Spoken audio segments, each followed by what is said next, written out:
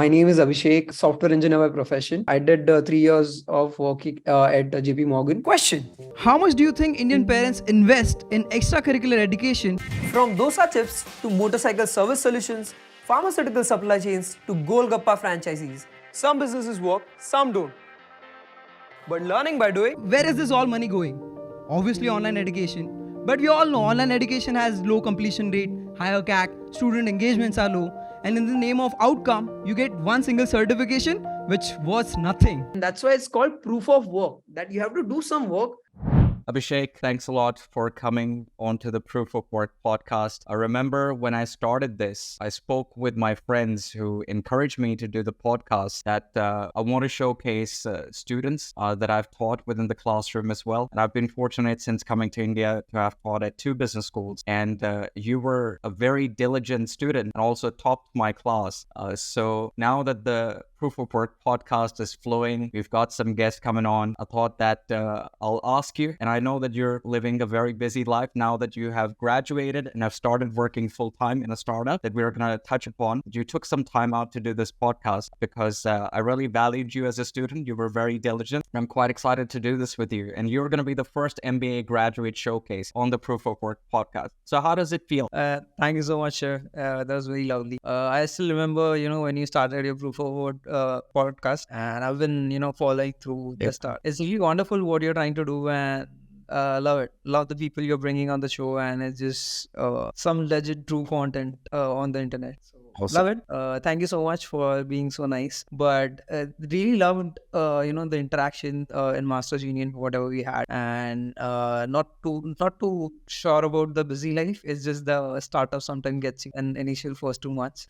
But I'm trying, I'm learning a lot of things, learning a lot of tech and a lot of people for sure. And there's a lot of traveling involved. So sometimes you just get exhausted because of travel. Yeah. So we first met because you were the founder of Third Block Community at Masters Union. So I would love, Abhishek, if you can just quickly introduce yourself for the audience and how you got into Masters Union, which is the reason why we got to know each other. Shout out to Pratham and also Sudhanshu. Pratham, the founder of Masters Union, and Sudhanshu, the Master Relations Manager head at Masters Union. So shout out to them. But yeah, if you can provide an intro about yourself, how you got into Masters Union, and what was this Third Block Community where you guys hosted me? And did you realize at that time that after 1 year, you will get hosted on the Proof of Work?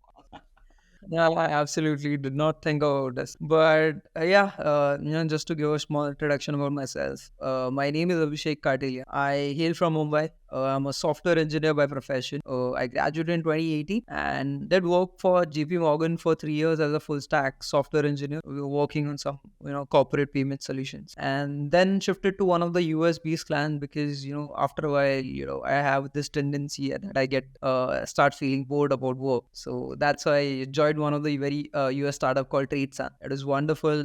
Loved the people over there, and since our team was completely remote, it was like dream come true for any engineer. Like I've had 1 year at TradeSun. It was wonderful. We were working on automating trade compliances, and it was wonderful to work with those bunch of folks. But then over this period, I had always, some tickle about business side of things. I was on technical side. I was an engineer, and I still am an engineer. I was in touch with a lot of other engineers, but I didn't have much of a grasp on business side. And in JP Morgan, it really started that urge to learn more about business, especially money.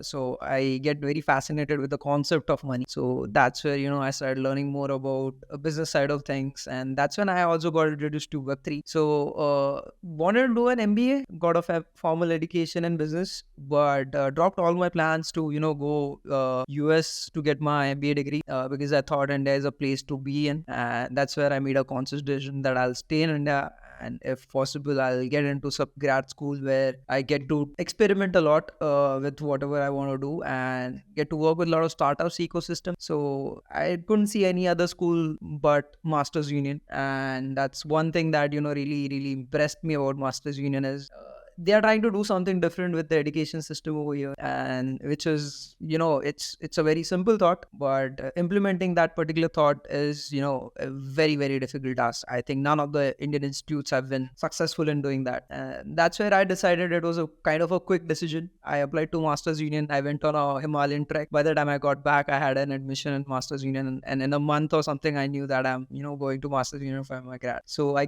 shifted to Gurgaon. That was also first time, me coming out of Mumbai, staying outside Mumbai, and came here, met a bunch of people, crazy smart people coming from different backgrounds, different diversities, lot of different diversities, like people coming from CAs, finance. Some people are from ISRO, and some people are like random, diverse background. And that's where, I think it added a lot of value to, talk to all of these folks, understand how they perceive and how they think about business and startups. That's where, and I had the tinkle of Web3 that I told you, like, and JP Morgan, I had applied to the GPU Web3 blockchain vertical of JP Morgan, which was working on Quorum that time. And it was one of the, very first corporate to get involved into Web3 and blockchain. And Quorum was in-house developed, private blockchain. So I wanted to work on that, but I didn't know anything back then, and that's where I started preparing for it. I had long 2-3 months long interview, 8-9 rounds. Worked on a lot of things, created a lot of apps. But then by the time it was time to get in, I already had an offer from a different firm, so I had to join that. But since then, I've been always curious, and I took a lot of interest in blockchain side of the world, and learned a lot of things, became part of a lot of communities. And after coming to Masters Union, that's one thing that I realized is, people, they fear Web3 and blockchain mostly because, the fluctuations in the crypto market, and they all think that, blockchain is all about crypto and Bitcoin and Ethereum and all that. But that's where, all the different communities around the world, they are all targeting people who are either techie or, they understand technology really well. And in India, I think roughly around, 500 communities are there. And they are all, working on the similar thing. They are all targeting those same set of engineers to come and start working with them, become part of their communities. And that's where I thought that, if this particular concept of blockchain Web3 or, just tokens, if it has to become big, it has to have a lot of non-Web3, non-tech people on the ecosystem. And there are a lot of spaces, a lot of positions which companies need, maybe marketing, product, finance. Everyone is needed when you are trying to create something sort of business, and they need to have a understanding of blockchain and Web3 as well. So that's where we started Third Block community. We thought it would be India's first blockchain community for non-techies, and we started with our own school, and you were part of one of the blockchain masters session. So we try to invite folks who are from industry, try to invite them on campus, and to speak a little bit more about how we can try to normalize this whole technology so that it doesn't become all about crypto. Yeah, I think you've done great work for the Third Block community. I remember we having conversation and you telling me as to what was your intention with Third Block community. Before I jump on asking more about Third Block community, when did you first meet Pratham? Because I'll tell you what, when I first met Pratham, because I was introduced to Pratham by Prateek Singh, who is the founder of LearnApp, which is my first angel investment in India. And I was so impressed. Like, he's such a remarkable person, so profound in his wisdom of business, of education, coming from such an impressive family. So he's an individual that when you meet, you're like, met somebody who's gonna do great things, and he's already done great things at such a young age. So when did you first meet Pratham? I think it's a funny story. It's not a very planned one, but like I said, right, I did not research a lot about Masters Union. I just knew that there is a business school in India which is teaching people how to learn business by doing business and get into ecosystem of startups, and it encourages people to build a startup while they are doing their formal education. And that's where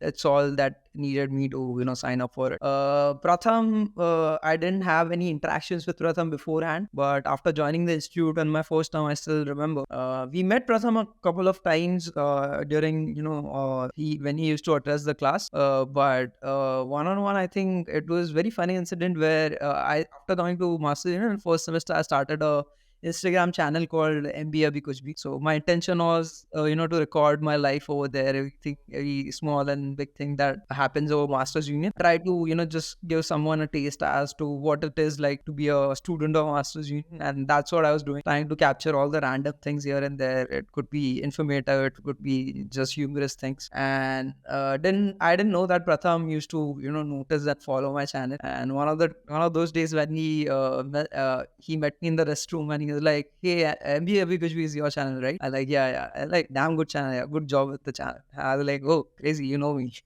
But yeah, after that, I've had, brief interaction with Pratham on a lot of times, and especially during the time when we were building Stock Up, which was our startup. And it's remarkable, when you see someone of his stature doing efforts, working around the clock and putting so much of energy into work. Like you meet him first thing in the morning, he'll be as energetic as, anything. You meet him last thing in the morning.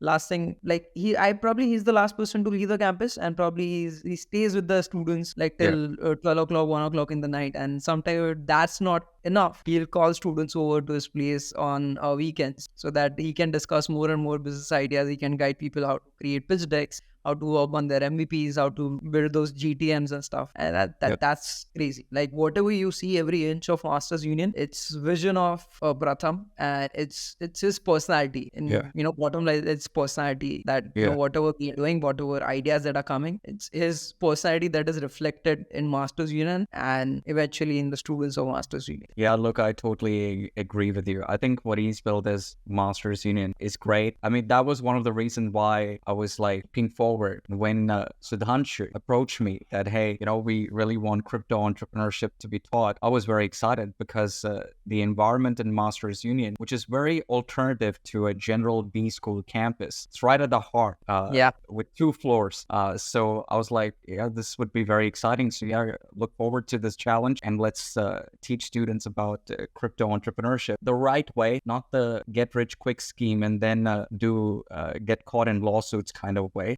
So that was a good experience. Big kudos and mention goes to people who are running the Masters Union apart from Pratham, because when it's your vision and it's your startup, obviously you ought to do things. But everyone around Masters Union, people who are helping Pratham to build Masters Union, I think commendable, because I'm not sure whether someone else who would have been willing to run at a pace at which Pratham runs. And people usually they break down, like they can't just handle that sort of pace. So that's where everyone who's in and around building Masters Union, I think they're doing a commendable job. Yeah, since you said that, I want to give shout out to Sudhanshu, Twisha, and Era. These 3 are very close to me. They make sure that whenever there is something, they always ask me, Shiv, can you come and all? So these 3 individuals are very close to me. So shout out to those guys. That's great, your journey into Masters Union. But let's rewind a little bit, get to know a little bit more about you. What first inspired you with your fascination with technology and entrepreneurship at a young age?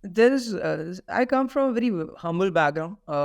So education, I studied in vernacular medium, so we didn't have a lot of opportunities where we can go and explore a lot of things. It was a very simple sort of education that I had. But I've seen my dad throughout the years. He is the person who has done, I think, anything and everything. So for me, he's the Ambani. So he has worked in probably all sort of professions and businesses. He was an interior designer before, but after my engineering, when I started working, and he's like, look, I was an interior designer, but I don't want to continue this profession now, and I'd like to take up something that I couldn't when I was younger, and that was going into Ayurveda. So after that, he started learning more about Ayurveda. He got 3 diplomas. He has probably more degrees than me, and he became a doctor in Ayurveda, and he started a firm called Panchatattva Ayurveda. So I think looking at a person who is constantly working on something, working on a business, and it's not just business, he's like trying to help people with whatever he is building, and looking at a greater good when even when you're building. Like if you want to build a business and earn money for yourself, everybody's doing that. There is nothing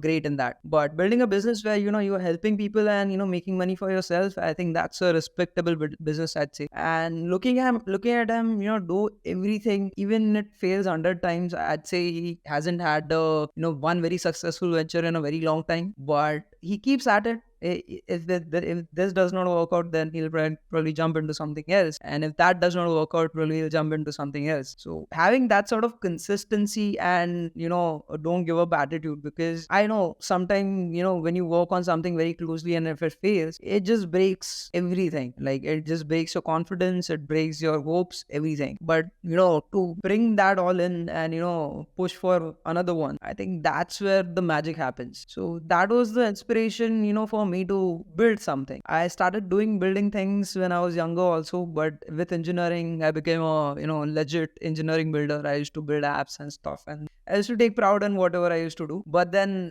after a while, once you start learning things, once you start grasping things, your vision it just broadens, and you want to take part into even more bigger and better things. So that's where my fascination for business began. And with MBA and Masters Union, I think now it's all over. So that's where the entrepreneurship journey started. It started very early when I was in, I think, 8th standard. And I was like, I should also be working. I shouldn't be sitting at home. And my dad, all right, you want to work? Go in the market and see for yourself. So I roamed in different markets for 2-3 days asking for job. And it's very weird when you're, a kid in 8th standard starts go out looking for a job. So people now used to take me seriously and stuff. But then finally I got a job at a one merchandising store. I used to help them with miscellaneous things here and there. So from 8th standard onwards, I started working. From every summer vacation, I used to work. How old were you in 8th standard? What, 12, 15, I think, whatever, 12, 10, 12, 15, whatever it is. Yeah. So after that, every summer vacation I worked,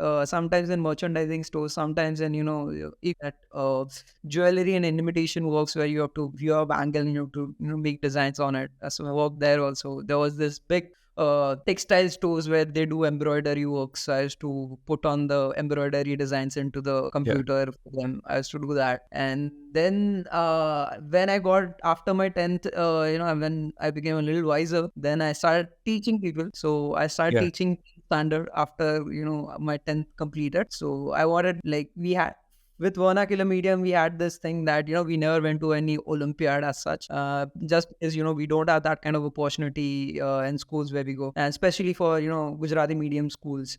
So that's where, we started teaching a couple of students in summer vacation. And I think 3 of the students, they qualified for Olympiad and they went into Olympiad. So that was like big success. After that, I was a tutor. I was working with one non-profit. We used to teach vernacular students, and then home tuitions and stuff. So that's how I got into the education sector and NGO sector for that. And after that, every now and then, whenever I have a little bit of time, I'm either working for some NGO or doing some random. So your father is an inspiration for you that got you into it. Got it. I'll tell you something. So coming from Australia, right? In Australia, the legal age of work is 14 years, and you see a lot of 14-year-olds joining workforce, doing casual work. So things like working for Target or what is called Big Bazaar. So like Big Bazaar kind of a store in Australia, working for McDonald's or KFC in the cashier, or cooking at the back. So you see a lot of 14-year-olds entering the workforce. And that is something that I don't see it in India.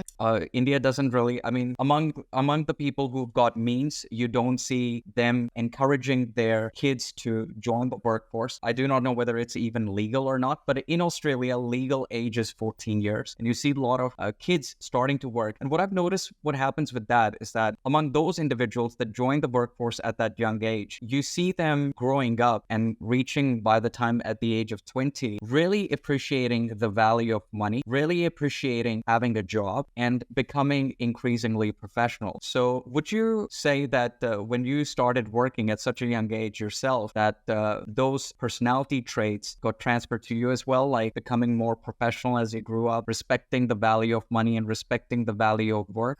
I'd say 100%. So that's one thing, and then probably it's lacking in India more because of the culture, the kind of atomic families, and the joint families that we live in. Sometimes it's privilege, sometimes it's it's not a norm in India to start working at that early age, and to certain extent is illegal also in India. And it's not a very common sight, but still a lot of folks and a lot of people, a lot of children, they start working. It's not necessary that you have to do the hard job. I still remember my first salary was $800 a month. So but it was huge for me. Like, me earning $800, I didn't have any pocket money or allowances that I used to get from my parents. So $800 for me, it was a huge deal. So I think that's where I started to learn that it takes you month to earn 800 rupees, and Yeah. it takes you like what, a minute to spend every all of them. So Yeah. it's very important for I'd not say children, but teenagers to start working, because then they'll understand everything that you said. It's rightly said that you start appreciating money, you start appreciating opportunities that people give you, and you start appreciating your job. Like, you have you're working, there are people around you, they respect you for the kind of work that you do, and in general you have a sense of independence. And I think that's more than everything that you need at that age, because more or less what happens is, it just when you're starting, continuously starting, or you have not worked in your life, it brings the sense of entitlement to you, and eventually that damages your opportunities and damages your future. So I'd say, yeah, we should work. I agree with what you said, that a sense of entitlement eventually is toxic. It brings a lot of damage to an individual. We've talked a lot about money, and you touched upon that when you were at JP Morgan, that you got more interested in the concept of money. And I know that your good friend and one of our also very bright Masters Union graduate, Vibor, was also one of the hosts when I came to Third Block Community, and we spoke in length about money at that time. And I know that you've done a lecture while being a student. You did a lecture at an institution where you spoke about Bitcoin as well. So Bitcoin is a controversial topic in India, not so controversial in countries like US and Australia. Crypto might be controversial, but Bitcoin is increasingly becoming accepted, especially now that Larry Fink has announced and endorsed Bitcoin and filed for a BlackRock Bitcoin spot ETF. Yeah, that's a big one. After you have read, I do not know whether you've read my book, I know Vibor has, but after you researched about Bitcoin and got to know about Bitcoin, has your view about the concept of money evolved? So I was speaking about JP Morgan, right? So that's where one of the I'll give kudos to JP Morgan for creating a culture where they have documented banking in very, very minute details in their learning platforms. And that's where essentially I started learning more about business side of things, and it was mainly about finance and money. And it speaks from very granular level of money, so how money evolved from initially just barter system to metals to papers and to this. So and after that I started reading more about blockchain and bitcoins, and that's where I don't remember right now, but there was this one book that I read about evolution, some evolution of value or something. And it spoke at length about money. And I think when I look at Bitcoin, it's very natural evolution of money. So you had a means to exchange value earlier also, and right now also is that only where exchanging value. But then over the period of time, the channel through which you do the transactions, how it has evolved, I think it's phenomenal if you look at the history of money. And when you see Bitcoin, you see, right, like earlier there were three parties involved, and now, but essentially only two parties were involved in the transaction. One was just a facilitator. And now that you see that there is a channel available where, two individuals or two parties can directly transact without having to involve a third party, and without, shelling out a lot of money to third party for your transaction. So that's where the concept of, Bitcoin is really interesting. And I think it's very natural to evolution of money. And that's all, I had when I started learning more about Bitcoin. Yeah. So, one thing interesting is that how important learning history is. So recently I had the former Finance Secretary of India on the podcast as well, Subhash Chandra Garg. And together we discussed about that only, that among the popular consensus, they do not realize sometimes that the current monetary system that we have is only 52 years old. It's not that old. After 1971, where we got into a fiat floating exchange rate system. So the current system that we've got is only 52 years old, and human history is like thousands of years old. So for people who are ignorant of history, to identify the current monetary system as the gospel or as the 10 commandments, like it cannot be changed, need to enlighten themselves about the history of money, where they'll probably get humbled as to how money is evolved. And if you look at the pattern of money, you'll see that it's always been upgraded based on the incumbent limitations getting exposed. And we know that with high inflationary environment and things just becoming super expensive post 1971, regards to everything, that it's highlighting a limitation and a need of a stronger monetary asset. What it would be, do not know, but that's where I, and I guess you also, and a lot of youngsters, believe that Bitcoin is a good experiment in the field of monetary economics. It's not perfect as well by any means, but it's a good experiment in the absence of the incumbent authorities not coming up with any imaginative ways to combat problems we have in the system. But bottom line is, that's all you need, right? Like, you don't need a perfect technology or a perfect solution to an existing problem. You just need something that is, plus one, just one better than whatever we add. It just fixes the problems that we have right now, and it just does a little bit better. Probably, obviously, that technology or that particular solution is ought to have problems as well. Problems that we don't know of, or problem that is very specific to that particular solution. But that's what we need in order to evolve, right? Otherwise, if we keep using the same solutions, it'll always be the same humankind, same, I think, what we are type 1 civilization, right? You can never go beyond type 1 then.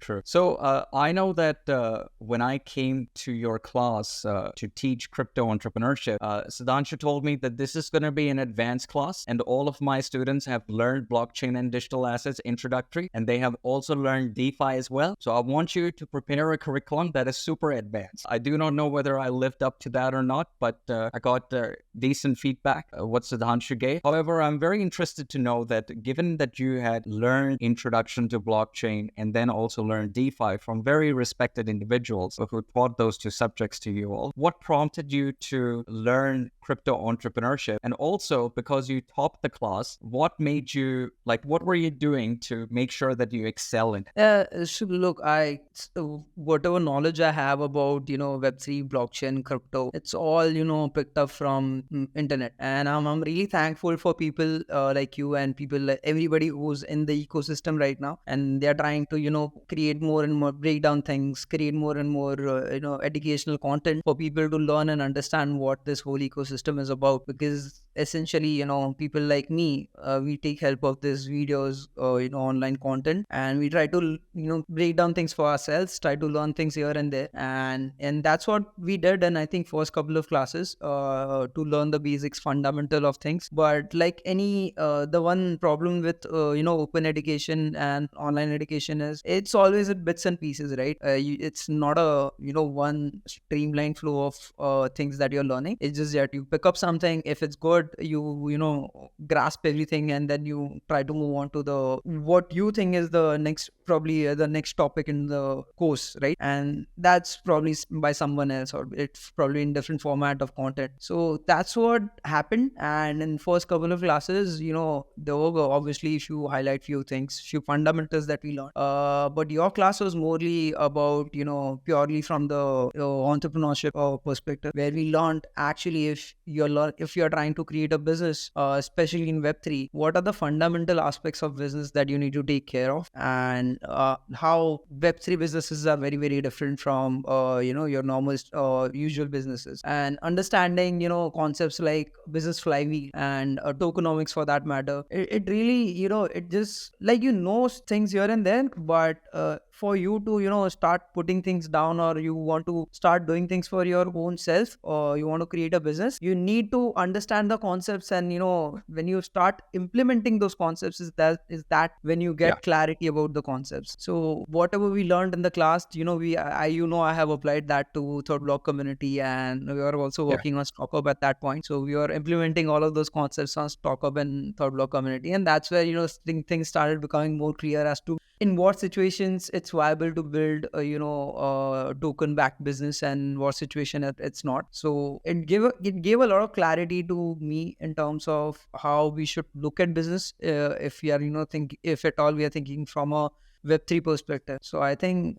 that's all I did, I think. And one of the concepts like business flywheel, right? I had a little bit idea, but then when we started implementing it, now every aspect of business, or now that also I'm working with some other company which is non Web3. Sometimes when you're looking at different products or different services that you want to launch, you keep looking at fitting everything in a situation where you have a certain things, and how does this come back to the same thing with customers and pictures. So I think that was the couple of few concepts that I picked up, and I think it really helped. Yeah, the concept of flywheel, when I got introduced to it as well, I was like, wow, this as a mental model, as a framework, makes so much sense and is so powerful. So that when you are, doing anything, coming up with a product or starting a business, starting a community, that if you can put things on paper in that framework for your product or community or business, then at least you've got something basic right, and then you start the execution of it. The feedback system,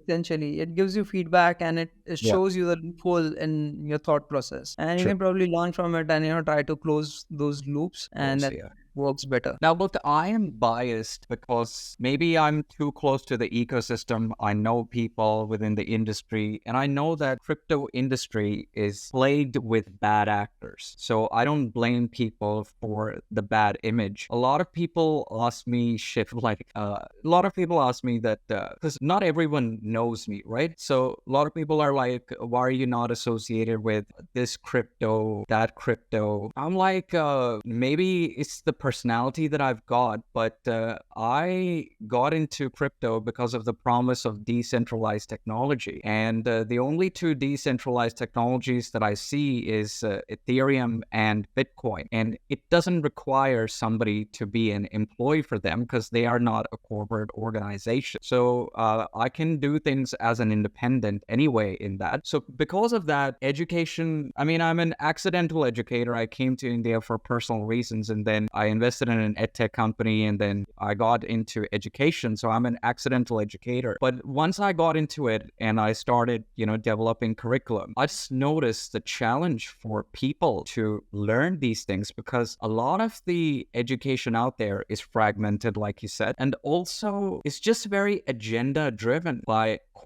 companies that are just telling that their solution is the next best thing than a loaf of bread, is the next best thing than bread. So, and when I look at it as a third person, I'm like, this is some horseshit that these guys are selling. Like, call a spade, but don't sell horseshit. Like, don't come up with these fancy marketing things. So I know that Web3 is plagued by a lot of propaganda in its own little bubble. So I'm biased with regards to that, given the context. I'm keen to get your take as somebody who was really keen to learn all these things. And you've touched upon the things were fragmented, but apart from the fragmentation aspect of Web3 education, did you also notice that there were just a lot of bad education out there, or agenda-driven education in Web3? So it's slightly controversial, but I don't consider myself as someone who has been in the ecosystem, because I've barely scratched the surface for Web3 ecosystem. I was part of a lot of communities and work here and there, associated with a lot of companies, but I still don't consider myself as, someone who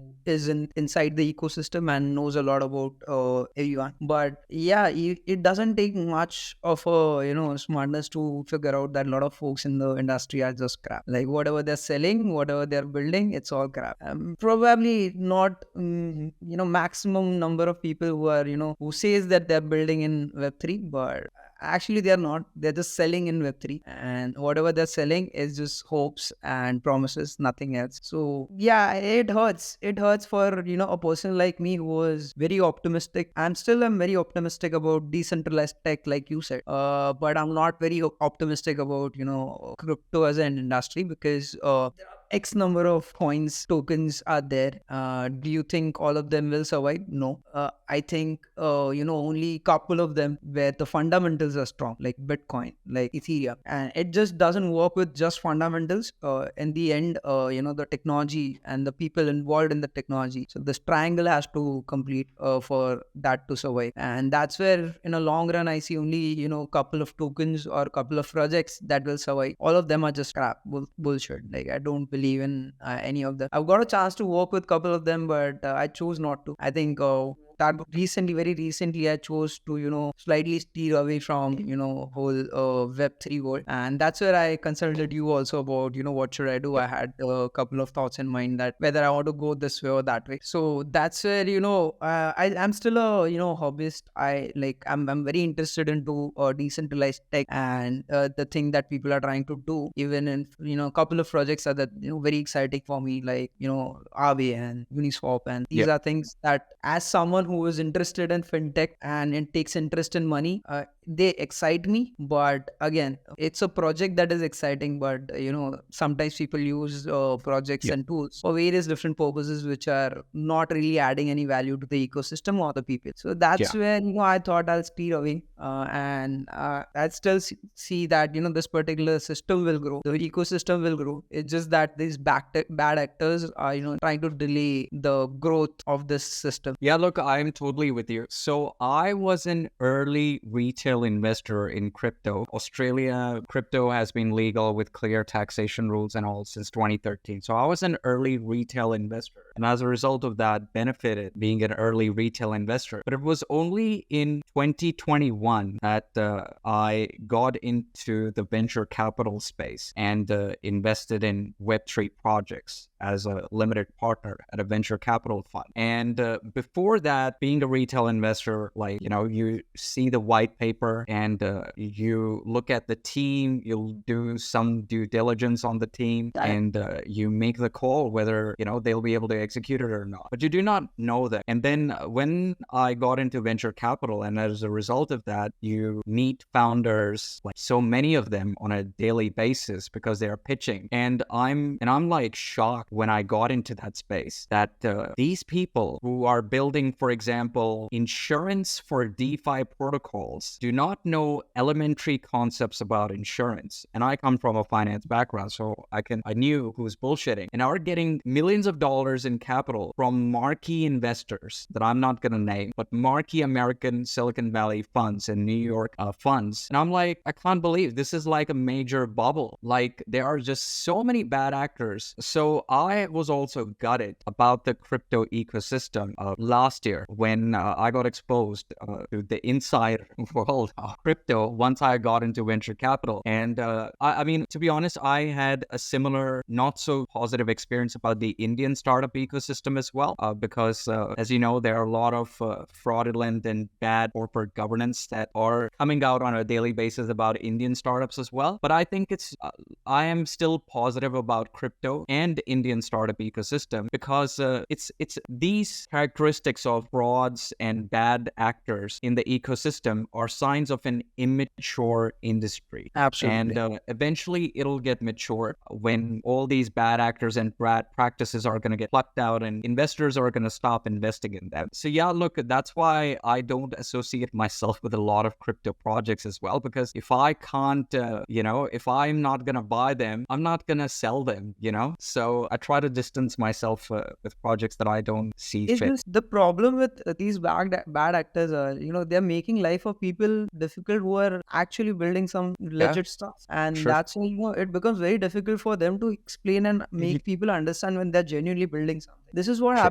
happened with us also when we started building StockUp. So we were Yeah. building the track and trace solution on StockUp, which was based out of blockchain, and it's actually a good tracking mechanism for goods like medicines. And we tried into alcohol industry also, where there's a lot of counterfeit problems also there. So we tried it on a lot of sectors, and it seemed like a good POC. We developed a POC, and we executed the POC, and we showed people that this is how it's gonna work. Now fundamentally, whatever solutions that we are trying to build, if we are trying to build in a decentralized manner, there's obviously a cost to it, which is in a long term very less than the cost of solution if it is non-decentralized. And this one particular aspect of solution, when we go and try to explain it to people, usually they don't understand that how creating a decentralized solution is going to help their business or their consumers. And eventually you have to boil it down in terms of Web2 principles as to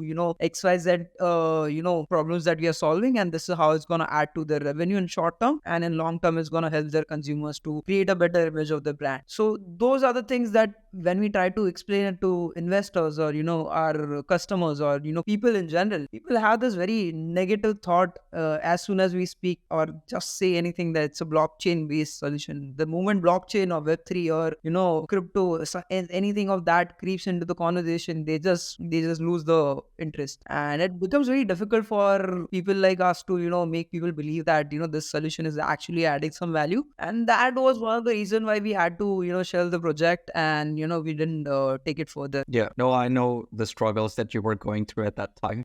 We used to be talking about that. But do you think, I'm interested to get your take, do you think crypto as an elective should be taught in business schools? Why not? I think it's one of the essentials of business school these days. Even though you are not someone who is looking to get into a crypto market, or someone who is looking to start building something, or on from blockchain or Web3 ecosystem, you need to know what's going on about even if it's perspective, if it's a tech perspective or it's a financial perspective, you need to know what's going on. And there are some fundamental concepts which Web3 brings in, and that those are not just crypto fundamentals. Those are the fundamentals for money, and if you understand them really well, you understand you understand the value of importance someone you give to one particular stakeholder in the system. That eventually helps you to build a smarter business organizations where dependency on of business is not much. It's distributed across the stakeholder and not just on couple of stakeholders. So when your business goes under or business faces a difficult situation, you have not built a business which fundamentally relies on probably one vertical, and it fails as soon as that vertical stops showing some results. Yeah, look, I'm glad that you said that because I also believe that crypto, Web3, these are subjects that should be taught in business schools. I think it should be taught even to undergrads because it might not be prevalent at the moment, but in the future, these are some concepts that one should be aware of that might help them. And I also think that it would, like you said, bring a different perspective to a problem solver's mind, that they can pick some concepts from there and incorporate in their even a Web2 product building as well. So I think I'm very happy that you who have learned this and now working in a non-Web3 company still believes that it should be taught. I think so that rightly said that it should be taught in undergrads also, because for God's sake, please stop losing money in crypto. I've seen a lot of my friends who have very early on invested in crypto just because some random guy goes on tweeting about things on internet saying that buy this, buy that. And it's just there are very, very smart people. They are very seasoned investor in Web2, be it equity or some other sort of investment instrument. But when it comes to Web3 and crypto, just because everybody wanted to write that I want to get into crypto and start earning shit ton of money from crypto, but it's like it hurts you when seasoned investors in Web 2 market, they lose money in Web 3 market just because, Yeah. they didn't do due diligence or they didn't understand where they're investing. And it's just plain stupid. Like, why would you do that? So that's why I think start teaching it in undergrad onwards so that, Yeah. people understand that if you're not making money, at least don't lose money. Do you recall the Celsius flywheel that we went through during our class? Absolutely. Yeah, the guy is now getting sued. He's on bail just now. Hopefully, justice prevails because these guys have brought a lot of bad image to the industry. But yeah, you're right. I mean, these educational sessions help students to also learn how to spot bad actors, if not for investment, but even when they are looking to eventually get jobs to work for these companies, they can understand that, okay, this is a bad actor. I would much rather choose something else rather than working for this Web3 organization, because sooner or later this bad actor the reality is going to come out, like what happened with I think in Celsius. India right now I can name 10 different organizations. They've built a framework to sell bullshit. So in India it's very important right now, and they're looking for interns and people to work with them. And it hurts me to see all this enthusiasts from undergrads and grad colleges going and joining them. They think they're working on some next level blockchain solution, but their primary job is to fit everything in that framework and start pushing things on different communities. Go speak and do it's a salesperson pitch and start selling as much as possible. And it's very down that when you see those people coming in and telling you that, bro, this is so good, you should get into it, let's get more people into it, and you eventually 2-3 months down the line see the same person shitting on the company all over. Now, let's talk about the company that you're working in currently, because I was so happy for you when you told me that you're joining as part of their strategy team, and it's such a frontier technology. It's like so futuristic, and I was so happy that you backed this role. So tell us about this company that you're currently associated with. This is also a very interesting story because by the time when I had given up on my startups and I wanted to join not completely want to go away from a startup ecosystem, I still wanted to be building something, or if I'm not building something that is of myself, I wanted to help someone build something. And that's when I spoke to a lot of folks, and fortunately got in touch with one of the very early stage startup right now. It's called NextStem. So I'll give you a little bit of brief about what it is exactly about. So the first line that I read about the startup back then was connecting humans with machines, and that's like, it's crazy, right? And it's a neurotech startup.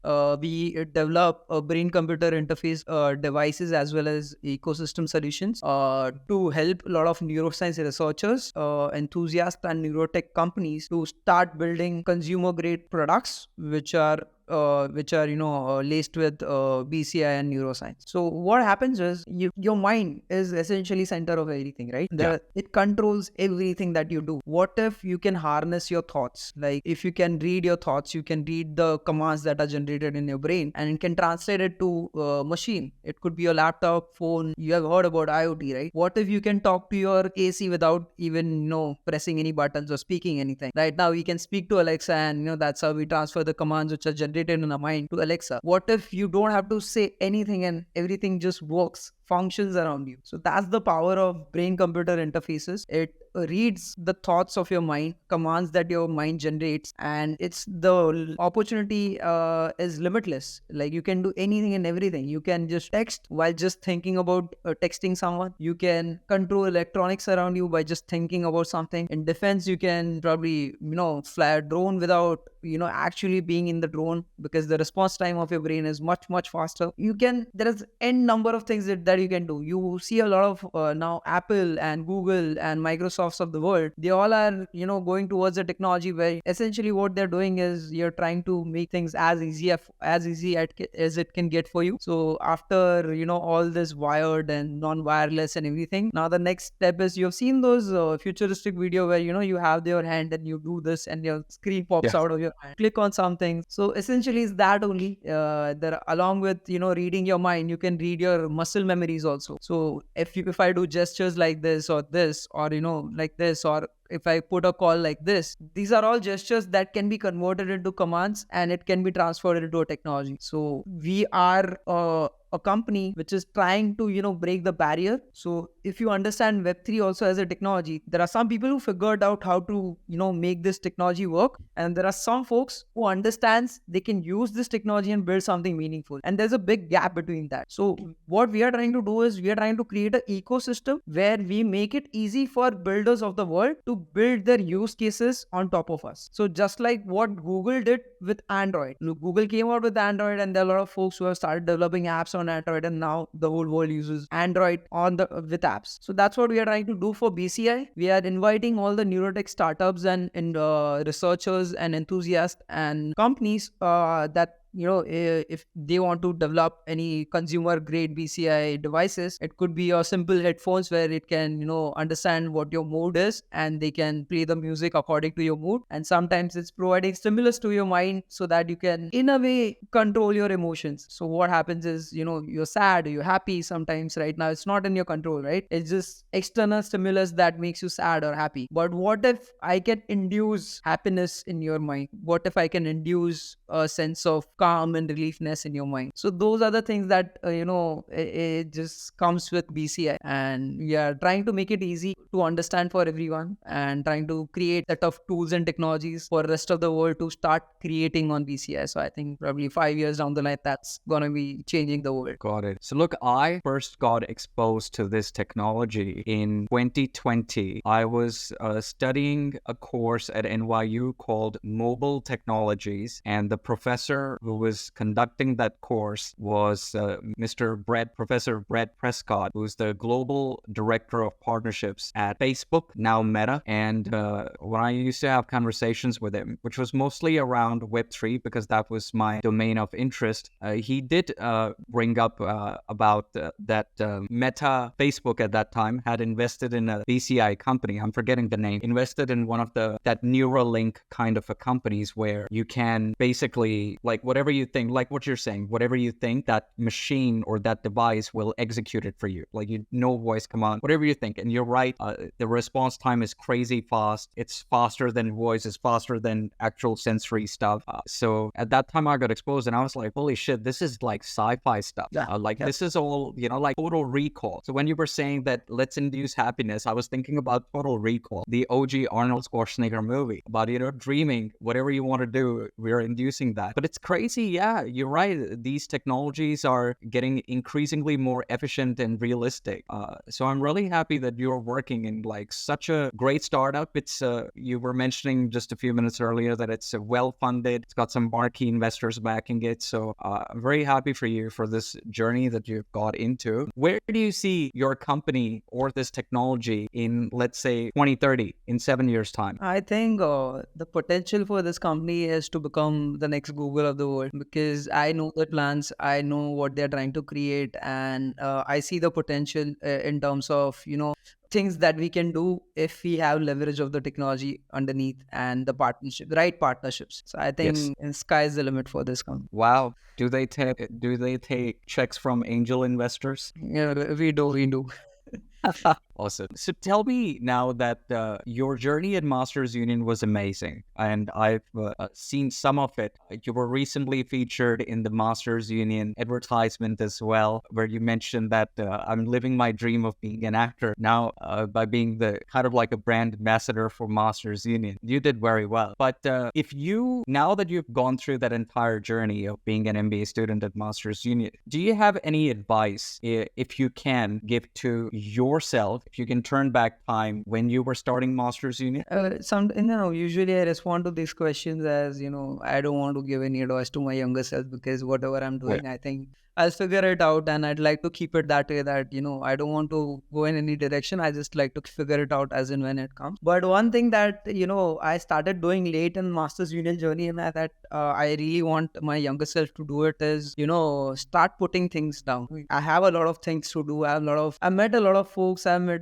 created a very, very good network. I've done a lot of things. And when you're all over the place, when you're doing, random, so many things here and there, you ought to forget on things, a couple of things which are important. So documentation is however, it's boring, but sometimes you have to do it, and it's not for you. It's for your future version of yourself, and that's one thing that I'd like my younger self to know. And the other thing is everything is gonna be all right. Like sometimes we just unnecessarily keep worrying about what's gonna happen in future, but I think it'll all turn out good. If it does not, it just means that you have something more to learn. Yeah, I feel you, man. Like a lot of it's a good advice that you've given. Firstly, I think I mean, we all have been students once upon a time. I've been a student as well. I remember when I was doing undergrad, I completed my 4-year undergrad, and I had a blast doing 4 years of undergrad in Australia. Total blast. It was so much fun that when the time came that, hey, now I'm going to start working, I was like shit scared. I was like, am I going to get a good job and all that?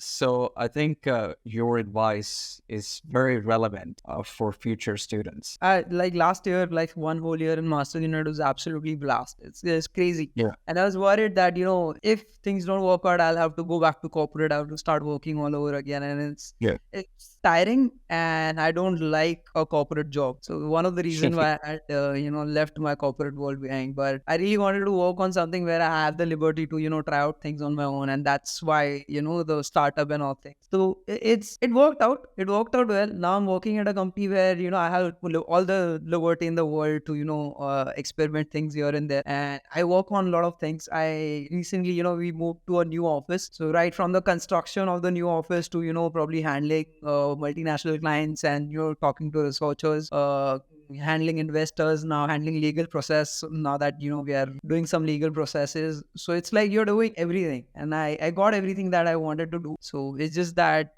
things will work out. It's just you have to stop worrying Yes, out. absolutely. With regards to the first advice that you gave, which is a very important advice as well, which is to document and I guess create your own. I mean, I like what you said. Go with an empty mind, explore, but then during the middle of your journey, start creating a prioritization framework. Absolutely. So I'm being a little bit more intrusive, but I want to get an understanding. When did you realize that you should have created a prioritization framework or documented that? I think it was somewhere around when I started building my own startup. It was like 5 to 6 months down the course when we actually sat together and started building something here and there. And that's where we realized that if we keep thinking here and there in all the directions, we'll probably end up in nothing. So that's where I started experimenting with a lot of different tools, and I came across this tool called Notion, and I got obsessed over it. And then I started putting things down. Initially it was just about the startup, but then third block community also came into the picture. I created a lot of things for TBC on that, and then eventually it came down to taking down lecture notes and putting everything, the knowledge that you gain in your lectures and from the people, you start noting that down. Then I started noting down the people I used to meet, and sometimes it used to work as a my mental map of people, for what kind of things, what kind of network I have. And then essentially now it boils down to me keeping track of everything in my life, from finances to things in work, things in my personal and private life. So I think that was the time when I got introduced to one crazy tool and got obsessed over it, and then started using it, exploiting it in all directions. Have you made people within your company obsessed about Notion as well? Not really. So by the time I joined, we have already bought a plan for one of the very known tools, which is, again, it's like a big brother of Notion. So I think that also works. But I think initial couple of weeks, my whole task was to they are all over the place. I just need to get them on a single documentation space. So I did that. Now things are much more streamlined and well documented than it was before, and kind of proud of that. Nice one. You should be. Yeah. Was the big brother of Notion by any chance a product of Atlassian? Atlassian. Yeah, Atlassian. It's a Sydney-based company. Everybody in Australia uses that only. They are the big brother. Yeah, I think all over the world, everybody uses the same tool. Sometimes I get irritated because a couple of things which were, very straightforward, easy, and, fun to use in Notion are not there in Fashion. Sometimes I miss those, but overall, that's also a great tool. I'll tell my friends at Atlassian there. Their headquarters is in Sydney only. Now, coming back to the fun part, this is something that I learned about you very recently. Your favorite superhero is Batman. And so first of all, if you said in, I think so, your LinkedIn profile that you're trying to be Batman every day, what was it? Trying to be like Batman every day. Trying to be like Batman every day. So which city, according to you, is the Gotham City? In India? Yeah, in India. Which city do you think is the Gotham City? Is it I Mumbai don't- or I don't Delhi think now? it's good to compare any city with Gotham because it's kind of dark. If you need to call one city in India Gotham City, which one would you call? I think for me that would be Mumbai, but in all the other cases and senses, it would be somewhere in UP. Probably Gurgaon. Oh, could be Gurgaon. I've not had experiences, but could be Gurgaon. Could be Gurgaon. So yeah, look, you love Batman, and he's one of my favorite superheroes as well. Great character, just a great character, and a great world that the people around the creation of Batman have created. Somebody like Joker, Gotham City, Riddler, all those things. A great world, and he's always fighting crime, solving problems for his beloved Gotham City. So I'm keen to get your take that since you love Batman and you're trying to be Batman, better version of Batman every day. If you could pick any problem, but only one problem to work on that is guaranteed success, what problem would you like to solve? Interesting question. It doesn't have to be practical or impractical as well, or futuristic. Would have to be anything. It's apart from things like tech, I am very interested into a lot of other things. So one of the topic is cosmology. I like to learn a lot about what is beyond Earth, and there's mythology also. So there are a lot of cultures and backgrounds and all around the world. All of them have similarities, and I like to relate the theory. One of my favorite book is by Stephen Hawking. It's Theory of Everything. So that's where I think if one problem that I was able to solve with a guaranteed success, that would be space exploration, because I'm very curious. I'm not sure, I don't know the answers, and I really want to know like what is the theory and logic behind creating this universe. And probably space exploration is something that I'd like to do and get some answers. Called it. Are you a frequent user of former Twitter and now called X? Not really. I've never been into Twitter. Look, I hope that soon in the future that we're gonna see NextStem, the company that you're working for, working with Elon Musk and helping the people in his SpaceX to use brain-computer interfaces to build his Mars colony, and that way, hopefully, you can live your Batman in space kind of adventures and help both your company and Elon Musk with endeavors in space travel. Oh, interestingly, now that you mentioned, there has been an experiment on this front also. There's a company called BrainSpace, and they are also working on similar EEG devices. And we have experimented in space with this technology, and it works out really well. So yeah, it's no more just a sci-fi. It's real thing, and more or less very soon you'll be seeing these kind of EEG headsets and this technology all over the places, especially in space. Sure. So it's a lot of work going on in that front as well. That's awesome, man. I would love to keep updated about this thing, and I know that now I can get it updated about this technology from you. When can I come? Are you gonna showcase some sort of a product demo when things get ready in your Gurgaon office? So my next task is we are working on the marketing strategy as of now, and one of the things that we are gonna very soon will be building is NextStem Labs. It's some sort of experiential center where we are gonna invite a lot of folks over to understand and feel what this technology feels like and how it can change the perspective, as well as it can introduce some more use cases. So I'm pretty sure I'll be inviting you to our labs very soon. Amazing.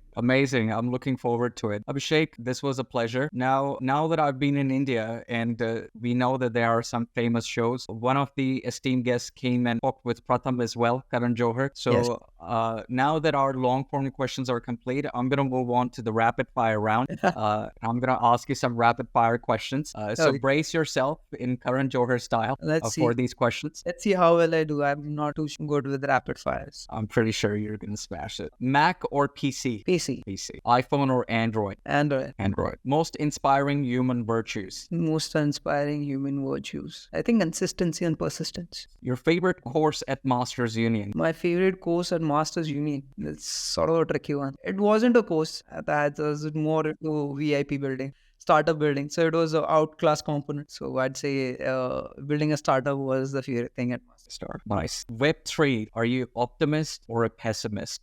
Surprisingly, still optimistic.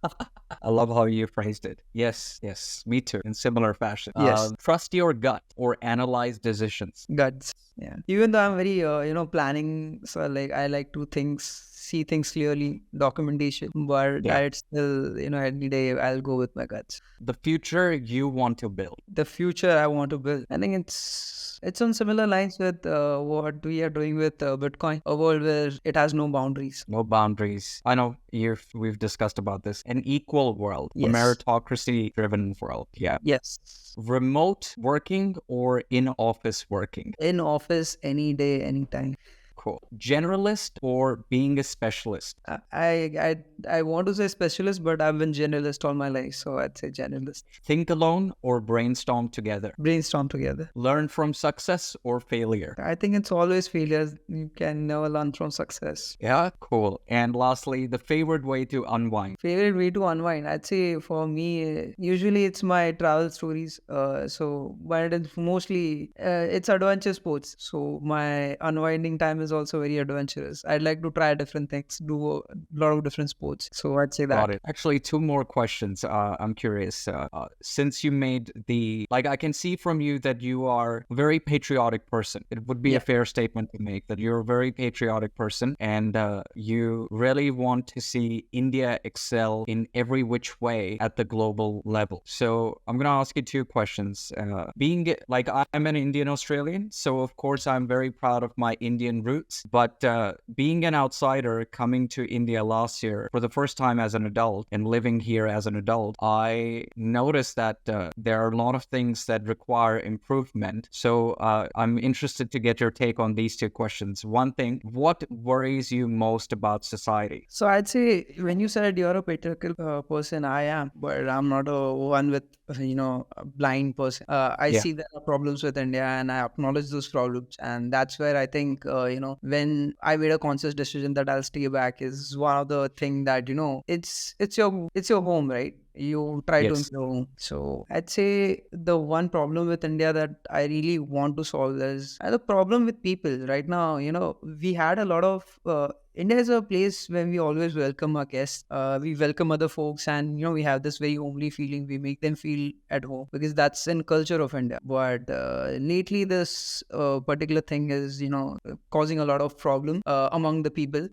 May it be religion, caste, category, whatever it is. It's just that it's causing a lot of damage internally. So I'd say if that's one problem that it's priority. And look, while I've been in India, I've been optimistic about a lot of things about the country as well, especially when it comes to the youth. I think this is a topic that I discussed in length with the respected former finance secretary Subhash Chandra Garg as well, that we both agreed that the youth of India, people like yourself, I don't consider myself a youth. He was kind enough to say that I'm still a youth, but I'm a 35-year-old now, so I'm not a youth anymore.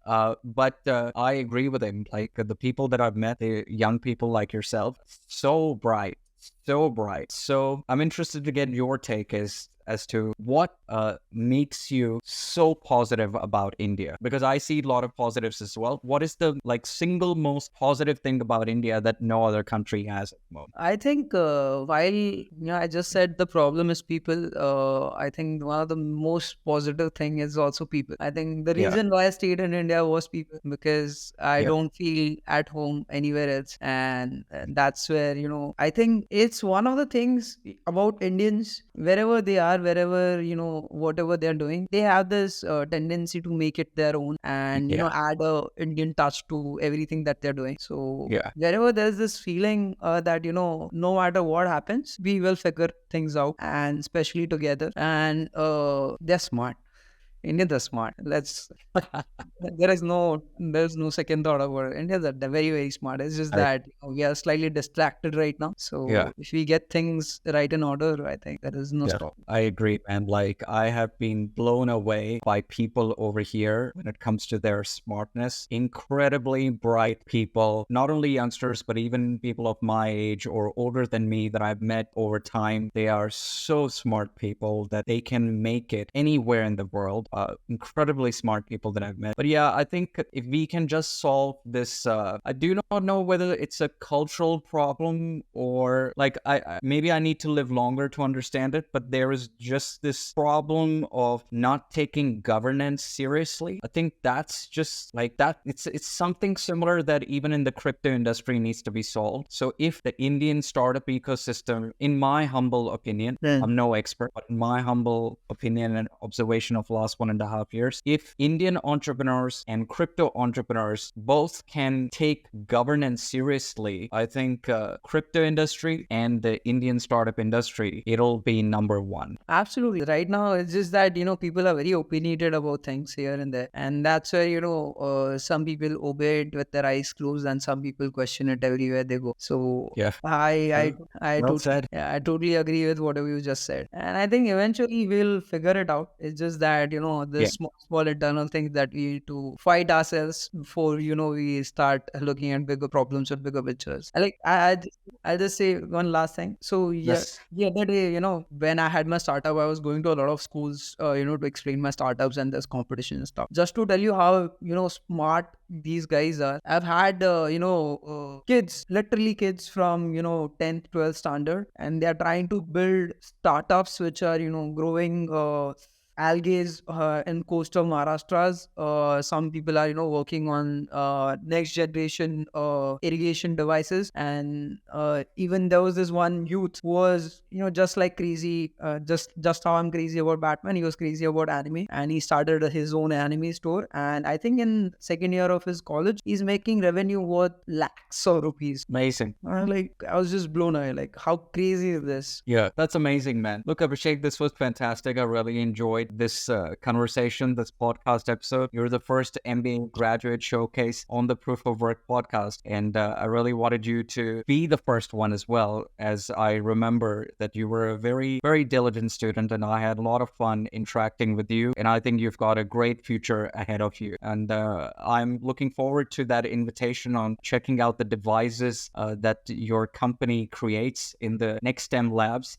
So looking forward to continuing our interaction in the future. Absolutely, sir. Thanks a lot for inviting me. It was wonderful to come here, and it is, it's a very big opportunity, to come to your professor's podcast and share some thoughts. I think it was wonderful, and I'll definitely keep you in touch with whatever we are doing. Amazing. Thanks a lot, Abhishek.